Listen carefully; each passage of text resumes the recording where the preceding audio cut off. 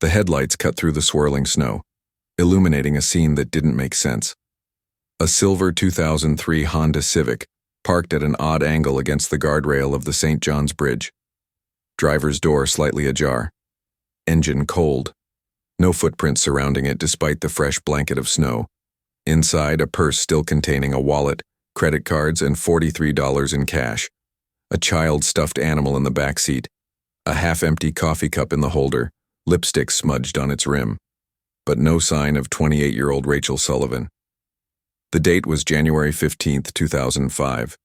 The temperature had plummeted to 22 degrees Fahrenheit that night, one of Portland's coldest on record. And somehow, a young single mother had vanished without a trace. That car shouldn't have been there, Detective Marcus Wilson told reporters at the time. Sullivan lived in the opposite direction. She had no connections to that area. No reason to be on that bridge at 11:30 p.m. during a snowstorm. Before we dive deeper into this baffling disappearance, hit that subscribe button to join our investigation community. Together we'll uncover the truth behind cases that have haunted communities for years. Portland residents remember that winter well. The city had experienced unusual weather patterns, 3 consecutive snowstorms in a region that typically sees rain instead. Streets were treacherous. Most people stayed home. The conditions made the discovery even more perplexing. It was the talk of the neighborhood, recalls former Portland resident Diane Larson. We all kept our doors locked, started checking on each other more frequently. You don't expect something like this in a place where everyone knows everyone. For the tight-knit Selwood community where Rachel lived, the disappearance created a wave of fear. Parents walked their children to school. Neighbors installed security systems. Community watches formed overnight. The unexplained nature of her vanishing, no signs of struggle, no witnesses, no obvious motive, made it all the more disturbing. We couldn't wrap our heads around it, says Thomas Green, who owned the coffee shop Rachel frequented. She was just gone, like she'd evaporated into the night air. The police investigation mobilized quickly, but the snowstorm had erased potentially crucial evidence. Security cameras on the bridge had malfunctioned due to the extreme cold. Cell phone records showed her last call ended at 9:17 p.m. After that, digital silence. Rachel's 4-year-old daughter, waiting at a babysitter's home that night, became the heartbreaking center of the mystery. Who would leave their child? What force could separate a devoted mother from the little girl she lived for? Where are you watching from today? Let me know in the comments. I always find it fascinating how these cases connect us across different states and even countries.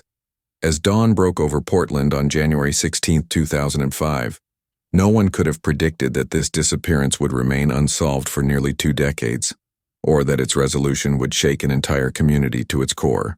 Rachel Lynn Sullivan was born on April 12, 1976, to Margaret and David Sullivan, the middle child between an older brother, James, and younger sister, Olivia. Growing up in Eugene, Oregon, Rachel was known for her quick wit and determined spirit. Former classmates described her as the girl with the infectious laugh and someone who never backed down from a challenge.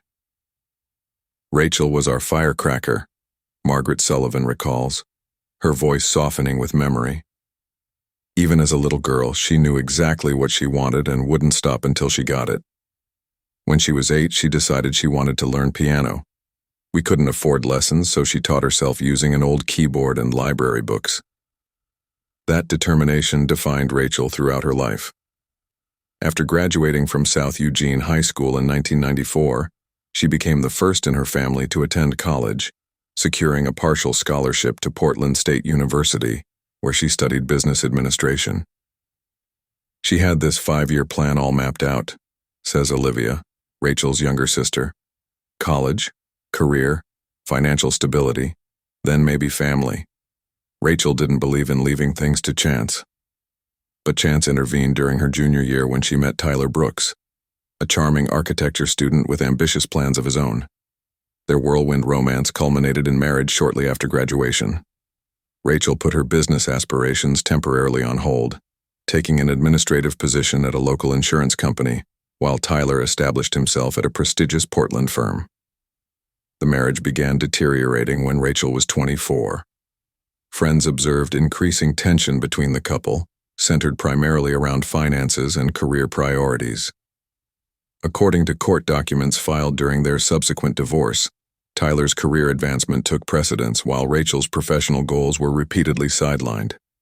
She loved him, Margaret explains, but she wasn't willing to disappear into his shadow. That wasn't who Rachel was. The final breaking point came in 2000 when Rachel discovered she was pregnant. Tyler, according to multiple accounts, wasn't ready for fatherhood. 3 months into her pregnancy, Rachel moved out of their shared apartment and filed for divorce. It was the hardest and bravest thing she ever did, Olivia says. She knew being a single mom would be tough, but she never once wavered. Kayla Sullivan was born on February 3, 2001. From day one, Rachel's devotion to her daughter was absolute. She rearranged her entire life around providing stability for Kayla, working remotely when possible, and creating detailed schedules that maximized their time together. Rachel's refrigerator was covered with Kayla's artwork, remembers Julia Santos, Rachel's closest friend. She'd come to work tired from staying up making Halloween costumes or birthday decorations, but she never complained. Being Kayla's mom was her greatest joy. Professionally, Rachel had begun carving out a promising niche in digital marketing by 2003. Working as a content strategist for a local startup, she frequently expressed excitement about the growing field. Evenings were often spent improving her skills through online courses after Kayla was asleep. She had this notebook filled with business ideas, Julia reveals. Rachel wanted to launch her own marketing consultancy once Kayla started elementary school. She was methodically building toward that goal. The relationship between Rachel and her ex-husband remained strained but functional. Tyler paid child support consistently and saw Kayla every other weekend, though friends note he often returned her early, claiming work commitments. While not the involved father Rachel hoped he would be, Tyler maintained a presence in Kayla's life. Rachel's parents, though living in Eugene, made monthly trips to Portland. Margaret often stayed for extended weekends to help with Kayla. Those were precious times, Margaret remembers. We'd cook Sunday dinners together, with Kayla helping by making a mess with the flour. Rachel always said those moments were what life was all about. The Sullivan family had weathered their share of storms. David's battle with alcoholism had created tension during Rachel's adolescence, though by 2005 he had maintained sobriety for nearly a decade. James, Rachel's older brother, had moved to California in the late 1990s, creating some distance in their once close relationship. Rachel was the peacekeeper in our family, Olivia explains. She's the one who made sure we all stayed connected despite the miles between us. In the months preceding her disappearance, Rachel's life had entered a period of positive transformation. Her position at the startup had recently been upgraded to marketing director with a substantial salary increase. She had moved from their one-bedroom apartment to a small rental house in the Selwood neighborhood, giving Kayla her own bedroom for the first time. Perhaps most significantly, Rachel had begun dating again. In November 2004, just 2 months before she vanished, Rachel met Michael Garrison through a mutual colleague. Michael, a software engineer and divorced father of a 6-year-old son, bonded with Rachel over the challenges and rewards of single parenthood. She was cautious, Julia recounts. Rachel wasn't looking to rush into anything serious, but she seemed genuinely happy when she talked about Michael. She kept saying how refreshing it was to date someone who understood her priorities as a parent. The relationship progressed steadily, with casual coffee dates evolving into family outings with their children. By January 2005, Rachel had introduced Michael to her parents during their monthly visit, a step friends noted was significant given her typically guarded approach to relationships. Another development in Rachel's life involved her expanding social circle. She had recently joined a women's entrepreneurship group, meeting weekly with other aspiring business owners to share ideas and support. According to group members, Rachel had been working on a business plan for a marketing agency specializing in sustainable businesses, a passion project she hoped to launch by 2006. She was in such a good place, Margaret insists, her voice breaking slightly. New house, promising relationship, career advancement, solid plans for the future. That's why none of this made sense. People don't just disappear when their lives are coming together. Yet on January 15, 2005, that's exactly what happened. The day before her disappearance, Rachel had taken Kayla shopping for snow boots, prepared a week's worth of meal plans, and scheduled a playdate for the following afternoon. These weren't the actions of someone planning to vanish. The most heartbreaking part, Olivia says quietly, was Kayla asking when Mommy was coming home. What do you tell a 4-year-old child when you don't know the answer yourself? January 15, 2005, began as an ordinary Saturday for Rachel Sullivan, despite the forecasted snowstorm. Security footage from Bridgetown Cafe captured her at 8:42 a.m., ordering her usual, a large Americano and chocolate milk for Kayla. The barista, Heather Mills, later told investigators that Rachel mentioned being excited about the snow, planning to take Kayla sledding the following day. She seemed completely normal, Mills recalled, happy even, talked about having bought Kayla's first real sled. At 9:30 a.m., Rachel dropped Kayla at her regular weekend activity, a children's art class at the Portland Community Center.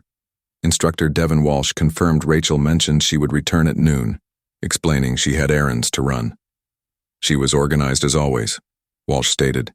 She'd packed Kayla an extra sweater in case the heating wasn't working well, and reminded her to wash her hands after using the paints. Between 9:45 a.m. and 11:20 a.m., Rachel's movements were documented through various transactions. Her credit card was used at Powell's Books, 10:07 a.m., Westbrook Pharmacy, 10:46 a.m., and Morton's Grocery, 11:14 a.m. Security cameras at the grocery store showed her purchasing ingredients for what appeared to be spaghetti and meatballs, Kayla's favorite dinner. At 11:52 a.m., Rachel collected Kayla from the community center. According to Walsh, nothing seemed amiss. Mother and daughter left holding hands, Rachel admiring the finger painting Kayla had created. The afternoon timeline is established through Rachel's cell phone records and witness statements. She and Kayla had lunch at home, confirmed by a FaceTime call with her mother Margaret at 1:15 p.m.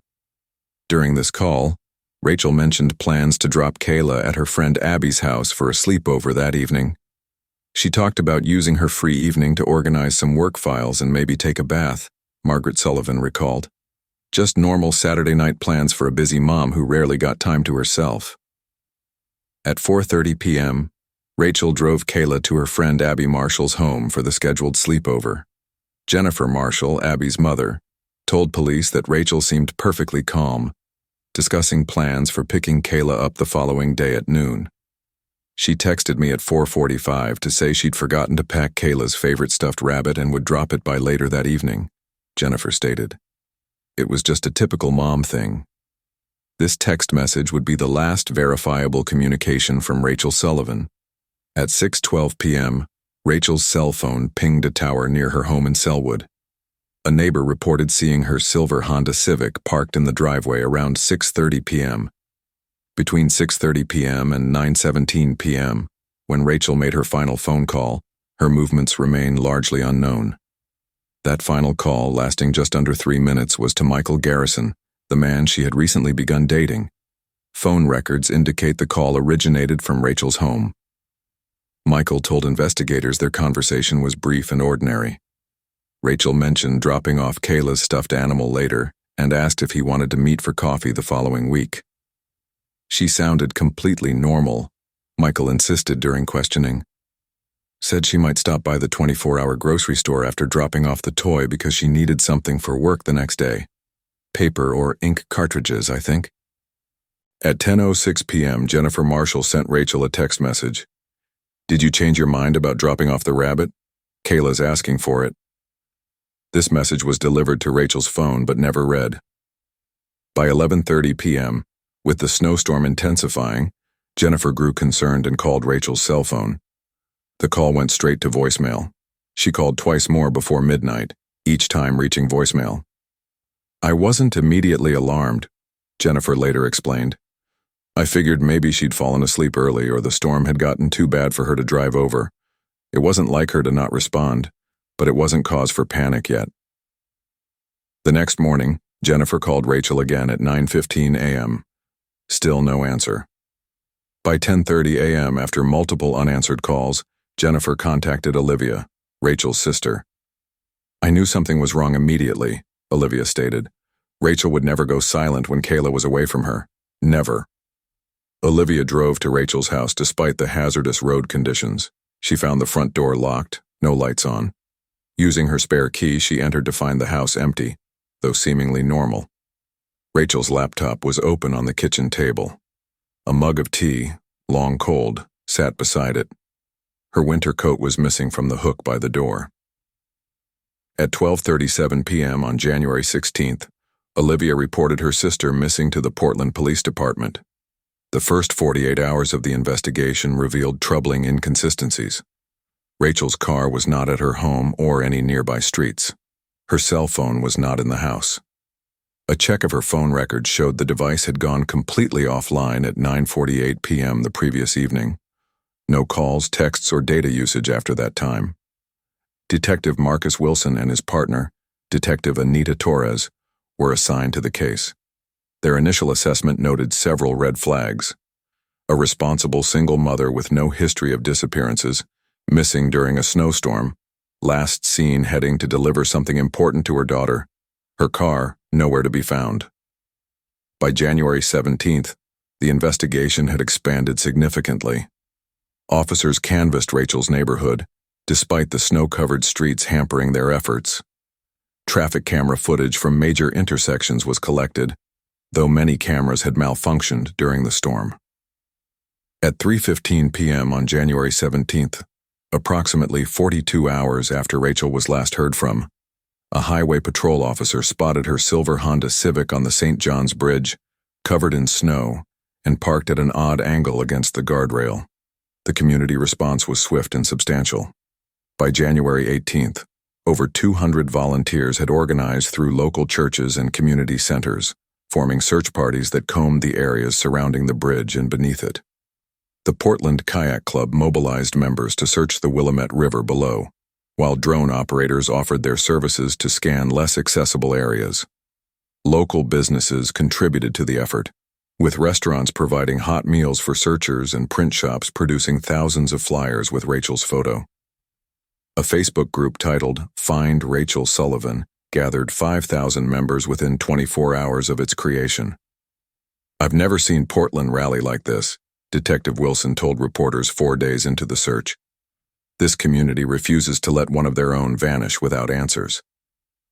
Despite the extraordinary efforts, those answers remained elusive.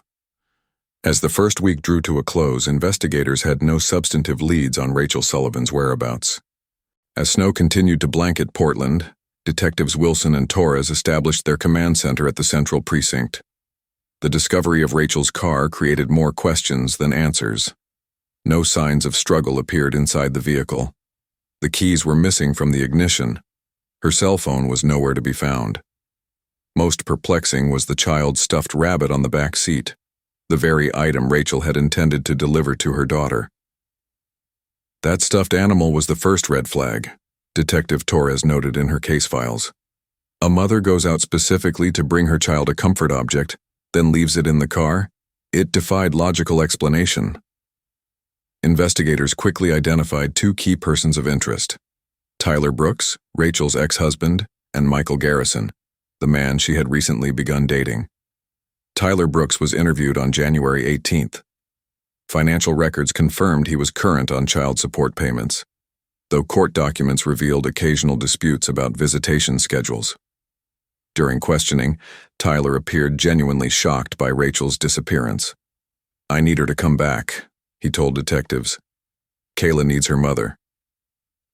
Tyler's alibi seemed solid. On the evening of January 15th, he had attended a colleague's birthday dinner at Riverside Restaurant from 7 p.m. until approximately 11:30 p.m. Credit card statements verified his payment at 11:42 p.m., and multiple witnesses confirmed his presence throughout the evening. "We investigated Tyler thoroughly," Detective Wilson later stated. While their divorce wasn't amicable, nothing suggested violent tendencies or ongoing conflicts severe enough to trigger something like this. Michael Garrison underwent even more intense scrutiny as the last person known to have spoken with Rachel. His phone records confirmed the 9:17 p.m. call lasting just under 3 minutes. During questioning, Michael appeared visibly distressed, repeatedly offering to assist the investigation in any way possible. "We'd only been dating a couple months," Michael explained to investigators. "But I cared about her. This doesn't make any sense." Detectives verified Michael's whereabouts on January 15th. Security footage from his apartment building showed him entering at 8:30 p.m. and not leaving until the following morning. His cell phone consistently pinged towers near his residence throughout the evening. If you're finding this case as fascinating as I do, take a moment to like this video. Your engagement helps these important stories reach more people. The forensic analysis of Rachel's vehicle yielded minimal evidence. No fingerprints besides Rachel's and those of people known to her appeared on any surfaces. The car's GPS system had been manually cleared, the last known destination erased. The snow had compromised potential evidence outside the vehicle, washing away any footprints or tire tracks. Inside Rachel's home, investigators found no signs of forced entry or struggle.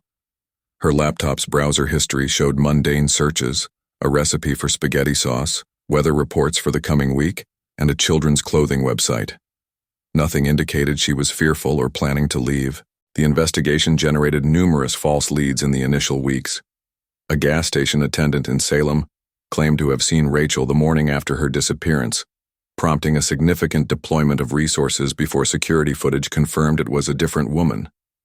A suspicious abandoned cabin near Matt Hood was thoroughly searched after an anonymous tip, yielding nothing related to the case.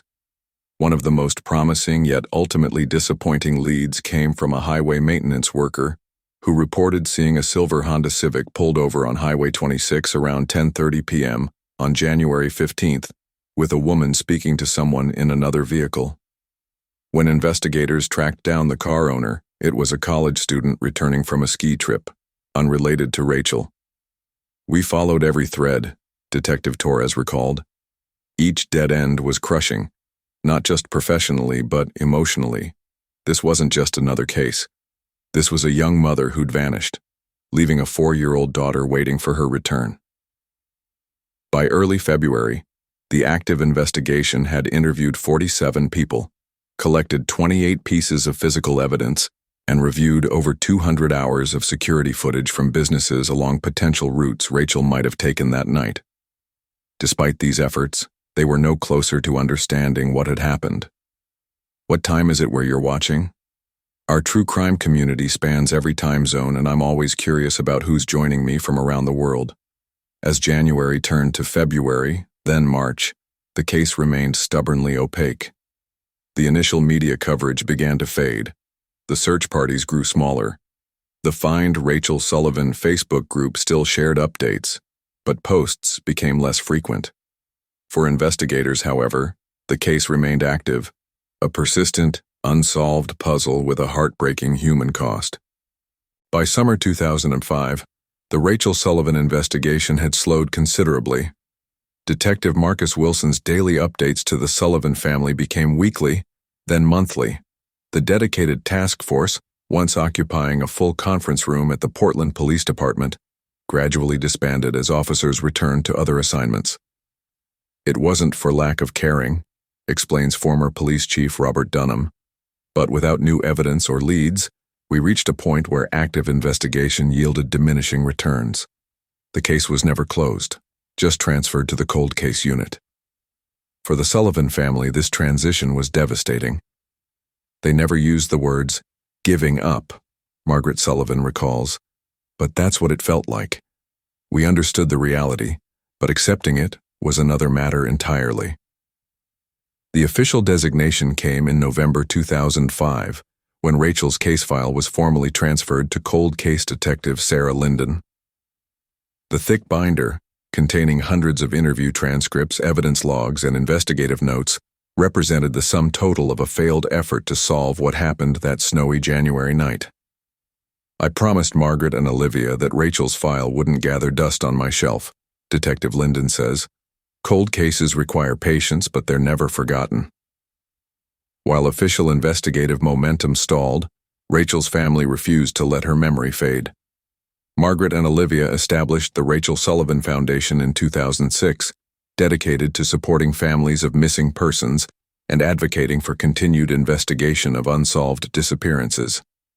"We channeled our grief into action," Olivia explains. "It was the only way to survive.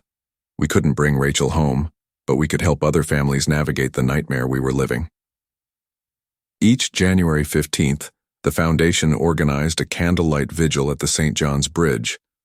What began as an intimate gathering of family and close friends grew into a community ritual, with dozens, then hundreds of attendees. Local media covered these annual remembrances, keeping Rachel's case in the public consciousness. On the 5th anniversary of her disappearance in 2010, the Portland Tribune ran a comprehensive feature titled "The Woman on the Bridge: Portland's Enduring Mystery." The article generated a brief resurgence of tips, all meticulously investigated by Detective Linden, all eventually leading nowhere. "Each anniversary brought a mix of hope and heartbreak," Margaret says. "Hope that someone might finally come forward with the crucial piece of information, heartbreak when the phone didn't ring. Through it all, one person carried the heaviest burden: Kayla Sullivan. Rachel's daughter, 4 years old when her mother vanished, grew up in the shadow of an unresolved trauma. Children of missing persons experience a unique form of grief," explains Dr. Teresa Vaughn, a psychologist who worked with the Sullivan family. "There's no closure, no certainty. They're suspended in a state of ambiguous loss, unable to fully mourn or move forward." Initially, Kayla lived with her grandmother Margaret, who relocated from Eugene to Portland to provide stability. Tyler Brooks, Rachel's ex-husband, gradually increased his involvement in his daughter's life, transitioning to shared custody by the time Kayla entered elementary school. "Kayla would ask impossible questions," Margaret remembers. "When is Mommy coming home? Why did she leave me? Did I do something wrong?" How do you explain to a child that sometimes there are no answers? As she grew older, Kayla's relationship with her mother's disappearance evolved. At age 10, she spoke publicly for the first time at the annual vigil, reading a poem she'd written about memories that were beginning to fade. By middle school, she avoided discussing her mother, preferring to present herself as a normal kid to peers. The teenage years were especially difficult, Olivia recalls. Kayla experienced anger, rebellion, all the normal teenage emotions, but amplified by this unresolved trauma. She needed her mother during those years, and that absence was keenly felt. Local journalists approached the family for interviews each January, though the Sullivan family became increasingly protective of Kayla's privacy. She deserved the chance to define herself beyond being the missing woman's daughter, Margaret explains. By 2015, a decade after Rachel's disappearance, the case had grown colder than the January night she vanished. The original detectives had retired. Witnesses' memories had faded. Even the physical landscape had changed. The coffee shop where Rachel was last seen in public had become a health food store. The community center where she dropped off Kayla had been renovated beyond recognition. Yet the Sullivan family's determination never wavered. Margaret, now in her 70s, still visited the cold case unit monthly, bringing coffee and donuts, gently reminding them that her daughter wasn't just a file in a cabinet. 20 years is a long time to hold on, says Olivia, but we made a promise, to Rachel and to Kayla, that we would never stop searching for the truth. Some days that promise felt impossible to keep, but we held on anyway. No one could have predicted that their persistence would eventually yield results, or that the truth, when finally revealed, would send shockwaves through the Portland community. The tools available to investigators in 2005 bore little resemblance to the sophisticated forensic technologies that emerged in subsequent years. When Rachel Sullivan disappeared, DNA analysis required substantial samples. Digital forensics was in its infancy, and the processing power needed for complex data analysis was limited by the technology of the time. Back then, we collected DNA when we had visible biological material: blood, saliva, hair with follicles attached, explains Dr. Natalie Rivera, forensic scientist with the Oregon State Crime Lab. Today, we can detect and analyze DNA from a fingerprint smudge or a breath particle on a face mask. The sensitivity has increased by orders of magnitude.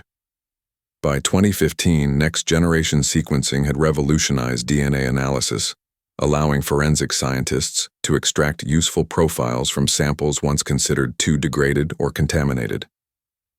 Phenotyping, the ability to predict physical characteristics from DNA, gave investigators new ways to narrow suspect pools even without a database match.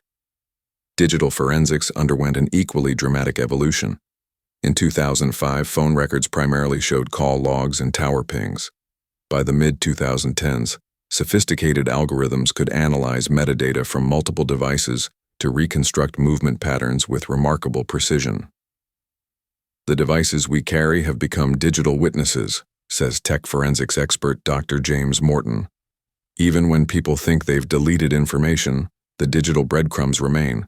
We just needed better tools to find and interpret them. Perhaps the most significant advancement came through artificial intelligence applications in criminal investigation. Machine learning algorithms developed the ability to identify patterns across seemingly unrelated data points, connections that might take human investigators years to discover, if ever. In early 2024, the Portland Cold Case Unit received a substantial technology grant, allowing them to revisit decades-old cases with cutting-edge tools. Detective Camilla Ortiz, who had inherited Rachel Sullivan's case file from the retiring Detective Linden, selected it as one of the first for review. The Sullivan case haunted everyone who touched it, Detective Ortiz explains. The complete absence of answers made it perfect for our new analytical approach. We had mountains of data that had never been integrated and analyzed as a whole. The process began with digitizing every document, photograph, and piece of evidence from the original investigation. Old VHS security tapes were enhanced using restoration algorithms. Cell phone records were reanalyzed using geolocation modeling software unavailable in 2005. The DNA samples collected from Rachel's car, once deemed insufficient for testing, were re-examined using touch DNA protocols. This breakthrough reminds us why we need to support cold case investigations. Comment below if you believe more resources should go to solving cold cases like Rachel's. The re-examination required patience. For months, the team methodically fed information into their new systems. Advanced facial recognition software scanned hours of enhanced security footage from businesses near the St. John's Bridge. Phone records were cross-referenced with weather data, traffic patterns, and witness statements to create a more precise timeline. We were looking for the anomaly, the detail that didn't fit with everything else we knew, says Detective Ortiz. Often, that's where the truth hides. In August 2024, after 6 months of intensive reanalysis, the system flagged something unusual in the original evidence catalog, an overlooked detail that would ultimately break the case wide open. What's the weather like in your area today? Here in the studio, I'm reminded of that snowy Portland night that changed so many lives forever. The technological breakthrough wouldn't just solve a 20-year-old mystery. It would reveal a truth more startling than anyone had imagined. The cardboard box sat untouched on a metal shelf in the Portland Police Department's evidence warehouse for 18 years. Inside, preserved in sealed plastic bags, were the personal effects recovered from Rachel Sullivan's Honda Civic on that snowy January morning in 2005. Among them, a coffee cup, her purse, a child's stuffed rabbit, and a seemingly insignificant spiral notebook.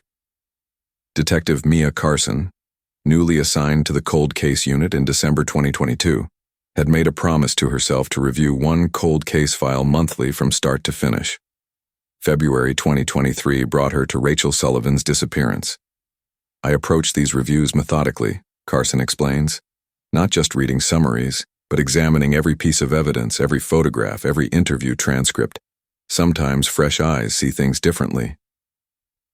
During her review, Carson noticed something peculiar about the spiral notebook found in Rachel's car. The original evidence log described it as work notebook, partial notes regarding marketing campaigns. It had been photographed, briefly examined, and stored away. What caught my attention were indentations on several pages, Carson recalls. When someone writes on the top page of a notebook, they leave impressions on the pages beneath. In 2005, investigators briefly noted these impressions, but lacked the technology to properly extract what they were.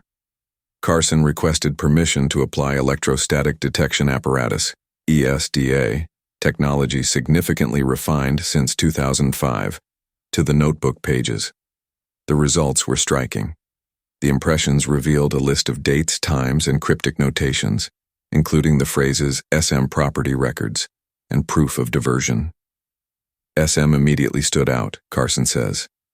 In reviewing the case files, I'd noted that Rachel's boss at the startup where she worked was Scott Mercer. The initials warranted further investigation. This discovery coincided with the cold case unit receiving access to Finder, a sophisticated digital forensics platform that could re-examine electronic evidence using parameters impossible in 2005. Detective Jason Powell, a digital evidence specialist, applied this technology to the backup of Rachel's laptop hard drive. Finder can identify patterns human analysts might miss, Powell explains. It flagged an anomaly in Rachel's deleted internet history, repeated visits to county property records and business registration databases in the weeks before her disappearance. These searches specifically targeted properties and businesses connected to Scott Mercer.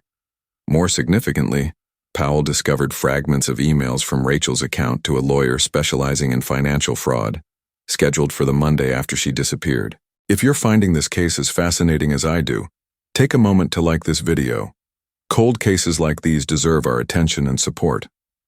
Powell reconstructed enough digital evidence to suggest Rachel had been investigating financial irregularities at the startup where she worked. As marketing director, she had access to budget information that most employees didn't see. We believe she discovered funds being diverted from investor contributions, says Powell. Based on the partial evidence recovered, Rachel may have found Mercer was embezzling significant amounts.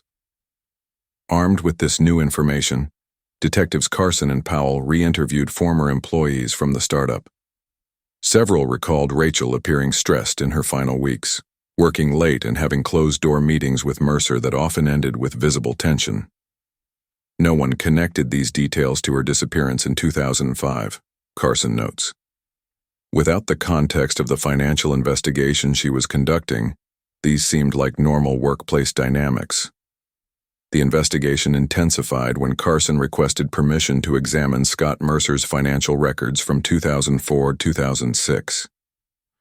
Though initially requiring court approval, the records revealed damning evidence: a cash purchase of remote property in the Cascade Mountains through a shell company 3 weeks before Rachel's disappearance, followed by large payments to a construction company immediately after she vanished. That property became our focus, Carson explains. It had changed hands multiple times since 2005, but had never been connected to Mercer during the original investigation because of how carefully he obscured ownership. Modern DNA technology provided the final crucial evidence. Using MVAC wet vacuum collection systems, technology not available in 2005, technicians re-examined Rachel's car, collecting DNA from areas previously impossible to sample effectively. These samples yielded partial DNA matches to Scott Mercer on the steering wheel adjustment lever and gearshift. That DNA evidence was pivotal, Powell says. Mercer had claimed during the original investigation that he'd never been in Rachel's vehicle. This directly contradicted his statement. What time is it where you're watching? Our community spans across time zones, and I'm always fascinated to see where this case resonates. The case accelerated rapidly from that point. Surveillance was established on Mercer, now a prominent business leader in Portland. Search warrants were obtained for both his current residence and the mountain property identified through financial records. At the mountain property, now owned by an unrelated third party, investigators received permission to examine a concrete slab that, according to construction records, had been poured in late January 2005, during a season when such work was highly unusual due to winter conditions. Ground-penetrating radar identified anomalies beneath the concrete. When excavated, investigators discovered a waterproof container holding a purse containing Rachel's driver's license, her missing cell phone, and her house keys. Finding those personal items was the moment we knew, Carson says quietly. After 18 years, we finally understood what happened that night. On April 23, 2023, Scott Mercer, now 56 years old and the CEO of a successful tech company, was arrested while leaving his downtown office. The businessman who had publicly mourned Rachel and even contributed to reward funds for information about her disappearance now faced first-degree murder charges. The overlooked notebook, combined with 21st-century technology, had finally revealed the truth that had remained hidden for nearly 2 decades. April 23, 2023 began as an ordinary Monday for Scott Mercer. The 56-year-old CEO arrived at his downtown Portland office at his usual 7:30 a.m., nodded to security, and took the private elevator to the top floor of the gleaming riverfront tower that housed Mercer Innovations, the tech empire he had built in the years following his first startup. Unknown to Mercer, Detective Mia Carson and a team of 6 officers had assembled in the building's security office at 7:15 a.m. 4 plainclothes officers positioned themselves strategically throughout the lobby. 2 more waited in unmarked vehicles in the parking garage. "We planned the arrest meticulously," Detective Carson later explained. "Given Mercer's status in the community and the resources at his disposal, we couldn't risk him getting wind of the impending arrest." At 5:45 p.m., as Mercer's executive assistant notified security that he was preparing to leave, the operation activated. When Mercer stepped out of the elevator into the lobby, he was met by Detective Carson and another detective, both now displaying their badges. "Mr. Mercer, I'm Detective Carson with Portland Police. We need you to come with us." The moment was captured by building security cameras, Mercer's expression transitioning from confusion to composed resignation. Without resistance, he allowed officers to escort him to an unmarked vehicle. No handcuffs were applied until they reached the privacy of the police department's underground garage, a courtesy that would later draw criticism, but reflected the delicate nature of arresting someone of Mercer's prominence. By 6:30 p.m., Scott Mercer had been formally charged with the first-degree murder of Rachel Sullivan. By 8 p.m., the news had broken across Portland media outlets. The community reaction was immediate and intense. Scott Mercer wasn't just any business leader. He was Portland's tech industry golden boy, the founder of multiple successful companies, a major philanthropist, and a frequent guest at city fundraisers. His company employed over 400 people in the Portland area. The Scott and Diane Mercer Foundation donated millions to local causes. He had served on the board of Portland Children's Hospital and chaired the city's Technology Innovation Council.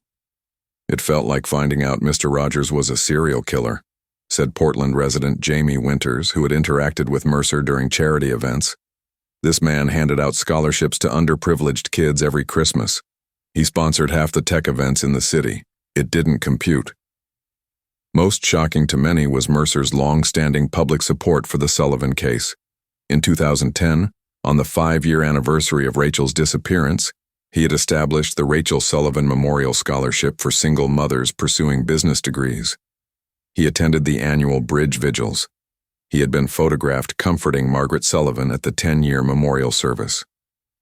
"The audacity is breathtaking," remarked Portland Tribune editor Kathleen Morris. "To murder someone and then insert yourself into the grief of their family, it reveals a psychological callousness that's difficult to comprehend."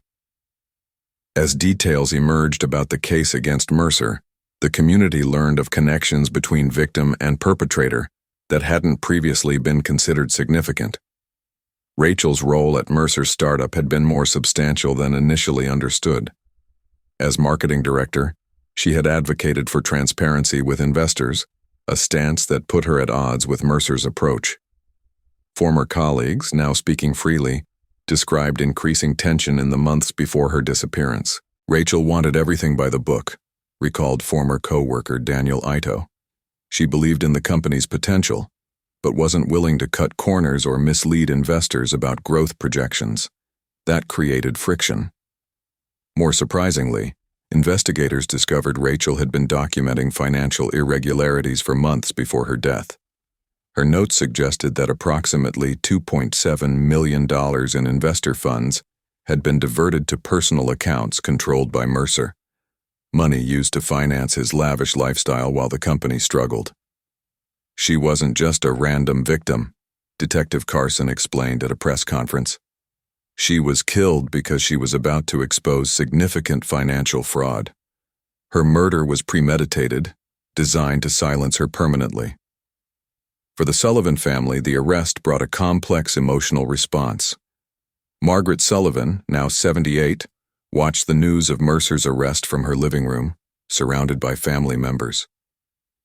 "I felt physical shock," Margaret recalls. "This man had hugged me at Rachel's memorials. He had looked me in the eyes and promised to never stop searching for answers, all while knowing exactly what happened to my daughter." Olivia Sullivan described the moment as vindication mixed with renewed trauma. For years, the family had insisted Rachel would never voluntarily abandon her daughter. The arrest confirmed what they had always believed, while forcing them to confront the brutal reality of her murder. "We'd lived so long with uncertainty," Olivia explains. "There was always this tiny hope that somehow, somewhere, Rachel might still be alive. Learning the truth closed that door forever. It was necessary, but excruciating." For Kayla Sullivan, now 22 years old and a senior at Oregon State University, the arrest created an emotional earthquake. Having grown up with fragmented memories of her mother, Kayla had participated in fundraising events sponsored by the Mercer Foundation, unwittingly accepting support from her mother's killer.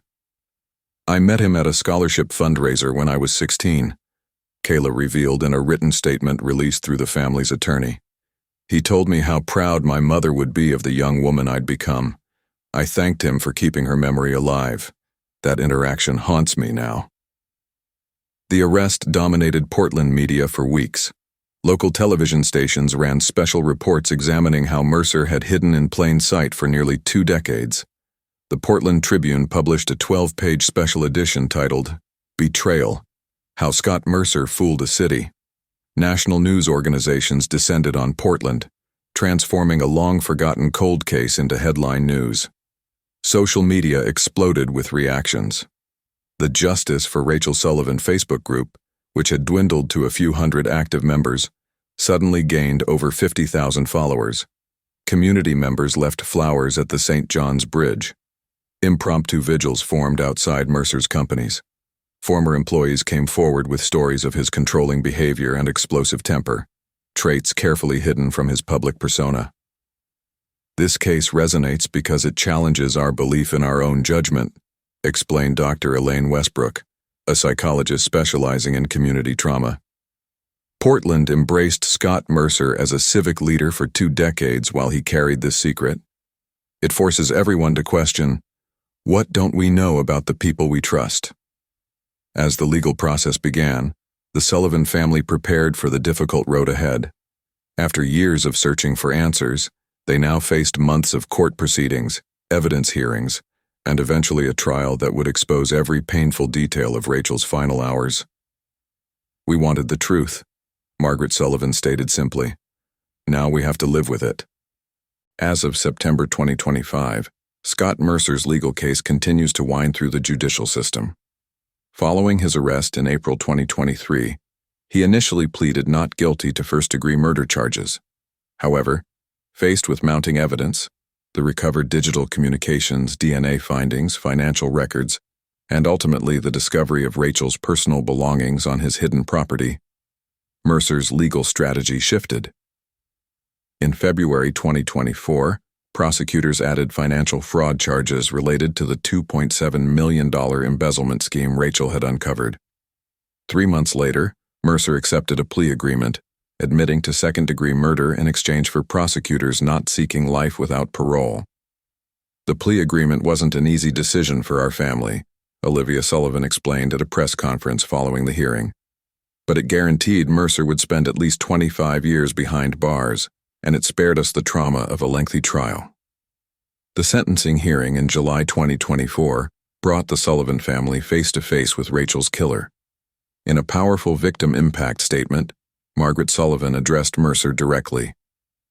"You stole my daughter's life, her future, and her chance to see her child grow up. But you couldn't steal our determination to find the truth." For many in Portland's law enforcement community, the resolution of Rachel Sullivan's case represents both triumph and caution. This case reminds us that no evidence is too small, no detail too insignificant, Detective Carson reflected. The notebook indentations that broke this case open had been sitting in storage for nearly 2 decades, waiting for technology to catch up. The Rachel Sullivan Foundation continues its work supporting families of missing persons, now with renewed purpose. The organization has established a fund specifically for applying new technologies to cold cases, hoping other families might find the answers that eluded the Sullivans for so long. For Kayla Sullivan, now pursuing a master's degree in psychology with plans to work with children experiencing trauma, the resolution brought complicated healing. "I grew up with a void where my mother should have been," she shared in a rare interview. "Knowing the truth hasn't filled that void, but it's allowed me to understand it better." The story of Rachel Sullivan transcends a simple true crime narrative. It stands as testament to a family's unyielding love and persistence in the face of unimaginable circumstances. When official investigations stalled, when media attention faded, when leads grew cold, the Sullivan family kept Rachel's memory alive, and in doing so, eventually uncovered the truth that had remained hidden for nearly 20 years. This case also serves as a powerful reminder that time can be both an obstacle and an ally in the pursuit of justice. While years passed without answers, those same years brought technological advances that eventually revealed what happened on that snowy Portland night in 2005. Perhaps most importantly, Rachel's story reminds us that behind every cold case statistic is a human being, with people who love them, who miss them, who deserve answers. This case reminds us that the truth eventually comes to light. Hit subscribe, turn on notifications, and join me next week for another revealed crime case. Your support helps bring these important stories to a wider audience, because every victim deserves to be remembered, and every mystery deserves resolution. Where are you watching from today? Let me know in the comments below.